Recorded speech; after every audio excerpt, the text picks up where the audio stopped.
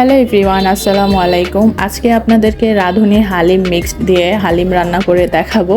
তো রাঁধুনি প্যাকেটে আপনারা এরকম দুইটা প্যাকেট পেয়ে যাবেন। একটা প্যাকেটে আপনারা চাল ডাল এগুলো মিক্সড করা থাকবে এই প্যাকেটটার মধ্যে, আর আরেকটা প্যাকেটে আপনারা হালিমের যে মশলাটা সেই মশলাটা পেয়ে যাবেন।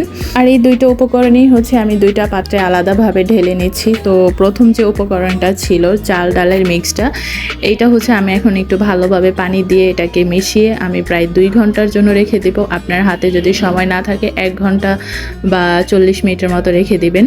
তো এখন আমি প্রায় 2 ঘন্টার মতো রেখে তারপরে এটা রান্না করব। তো এইভাবে আমি পর্যাপ্ত পরিমাণে পানি দিয়ে দিব। এখানে বেশি একদম পানি দেওয়া যাবে না, অল্প অল্প করে পানি দিয়ে এই চাল ডালের যে মিক্সটা এটা মেশাতে হবে যেন পানিটা বেশি পরিমাণে না পড়ে যায়। তো এই তো আমি এই পর্যায়ে এই পরিমাণ মতন পানি দিয়ে এটাকে আমি ভালোভাবে মিক্সড করে একটা সাইডে 2 ঘন্টার জন্য রেখে দিয়েছি। এরপরে আমি 2 ঘন্টা পরে রান্নায় চলে যাই। আর রান্নার ক্ষেত্রে প্রথমে আমি একটা পাত্র বসিয়ে দিই, আর পাত্রটা গরম হয়ে আসলে আমি এখানে পরিমাণ মতন তেল দিয়ে দিচ্ছি। আর এখন আমি এখানে পেঁয়াজ কুচি দিয়ে দিব।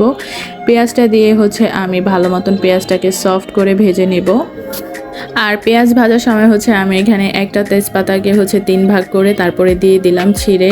আর যখন পেঁয়াজের কালারটা একটু ব্রাউন হয়ে আসবে তখন আমি এখানে মাংসটা দিয়ে দিব। আর এখানে আমি আসলে গরুর মাংস ব্যবহার করেছি, আপনারা চাইলে খাসির মাংস ব্যবহার করতে পারেন, কিংবা আপনারা যদি চান মুরগির মাংস দিয়ে রান্না করবেন সেটাও করতে পারেন। তো আমি এখানে আধা কেজির মতন গরুর মাংসকে ছোট ছোট পিস করে কেটে নিয়েছি। তো এখন আমি এই মাংসটাকে পেঁয়াজের সাথে ভালোভাবে মিক্সড করে নিব। এরপরে আমি একটু একটু করে মশলা অ্যাড করব। তো এই তো আপনারা দেখতেই পাচ্ছেন এই যে মশলাটা, এই মশলাটা আমি এখানে প্রথমে 1 চামচ দিয়ে দিলাম, তারপরে আমি আরও 1 চামচ দিয়ে দিব। এই মশলাটার যতটুকু থাকবে তার 3 ভাগ করব, 3 ভাগের 2 ভাগ দিয়ে দিব আর 1 ভাগ রেখে দিব। আমি 1 ভাগটা পরেই ব্যবহার করব। এরপরে আমি একটু বাড়তি আবারও মশলা অ্যাড করে দিলাম। এখানে আমি হলুদের গুঁড়ো, তারপরে মরিচের গুঁড়ো, ধনিয়ার গুঁড়ো ব্যবহার করলাম। আপনারা চাইলে এখানে বাড়তি মশলা অ্যাডও করতে পারেন, না চাইলে নাও করতে পারেন। তো এখানে আমি সব ধরনের ঘরের যত রকমের মশলা ছিল মাংসতে দেওয়া যায় আমি সব কিছু থেকে অল্প অল্প করে মাংসটা দিয়ে দিলাম। আর এখন আমি মাংসটাকে ভালোভাবে একটু কষিয়ে নেব। আর কিছুক্ষণ পর পরেই মাংসটাকে আমি নাড়াচাড়া করব। আর এখন আমি 2 কাপের মতন গরম পানি দিয়ে দিচ্ছি, ফুটন্ত গরম পানি। এখন আমি মাংসটাকে সিদ্ধ করে নেব ভালোভাবে। তো আসলে এই পর্যায়ে আমার আর বলার কোনো কিছু নাই, কারণ এই রেসিপিতে এখন আমার মাংসটা সিদ্ধ হওয়ার পালা। তো আমি এটাকে বারবার ঢাকবো, তারপরে একটু পরপর দেখবো আসলে নিচে যেন না লেগে যায়। মাংসটা সিদ্ধ হওয়ার আগ পর্যন্ত এখন আমার অপেক্ষা করতে হবে।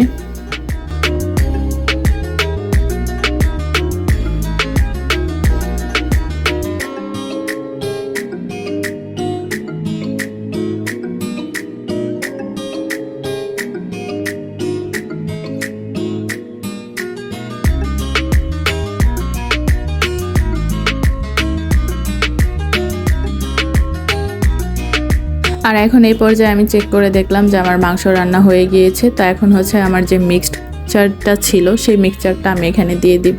আর এটা দিয়ে আমি ভালোভাবে মিক্সড করে নিব। আর এখন এই যে ডাল আর চালটা ছিল এটাকে ভালোভাবে রান্না করার পালা। তো আমি এটাকে কিছুক্ষণ কষিয়ে তারপরে এখানে আমি পরিমাণ মতন পানি দিয়ে দিচ্ছি। আপনারা হালিমে যতটুকু পরিমাণ পানি রাখতে চান ওই ততটুকু পরিমাণেই পানি দিবেন। তো এখন আমি পরিমাণ মতন পানি দিয়ে এখন এটা সিদ্ধ হওয়ার পালা। তো এই তো এই পর্যায়ে আমার ডালটা সিদ্ধ হয়ে চলে আসছে। তো আমি এখন কিছুক্ষণ পর পর আমি এটাকে একটু ঢেকে দেব আর নাড়াচাড়া করে নেব। আর পরিমাণ মতন আমি পানিটাকে শুকিয়ে নিয়ে আসব। তো আপনারা এই পর্যায়ে দেখলেই বুঝতে পারবেন।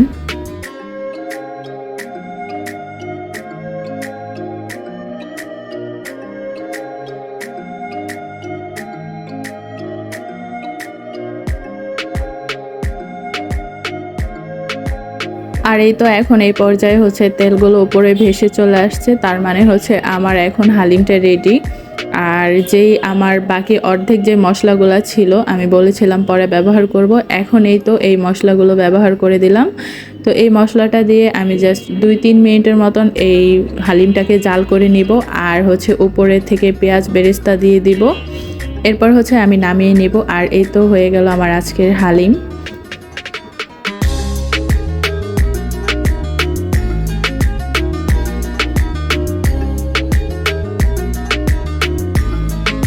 এখন আমি এই হালিমটাকে একটা বাটিতে পরিবেশন করে নিব। আর প্রথমেই হচ্ছে আমি পরিবেশনের জন্য এখানে পরিমাণ মতন আমি হালিম নিয়ে নিয়েছি। আর এখান থেকে উপরে থেকে হচ্ছে আমি ধনিয়া পাতা কুচি, তারপরে হচ্ছে পেঁয়াজ বেরেস্তা, এরপর হচ্ছে কাঁচামরিচ কুচি, আর সাথে হচ্ছে আমি লেবু দিয়ে পরিবেশন করতেছি। তো আপনারা চাইলে লেবুর বদলে তেঁতুলের পানি বা টক বানিয়ে নিতে পারেন। আমি এখানে লেবুটাই আসলে টক হিসেবে ব্যবহার করলাম। তো এই রেসিপিটা আসলে খুব দুর্দান্ত স্বাদ হয়েছে। তো আপনারা চাইলে বাসায় এভাবে রেসিপিটা বানিয়ে নিতে পারেন। এটা খুব সহজ পদ্ধতি, কোনো ঝামেলা নেই। তো সবাই ভালো থাকবেন, সুস্থ থাকবেন। আমার আজকের রেসিপিটা এই পর্যন্তই। সবার কাছে ভালো লাগলে একটা কমেন্ট করে যাবেন। সো আল্লাহ হাফেজ।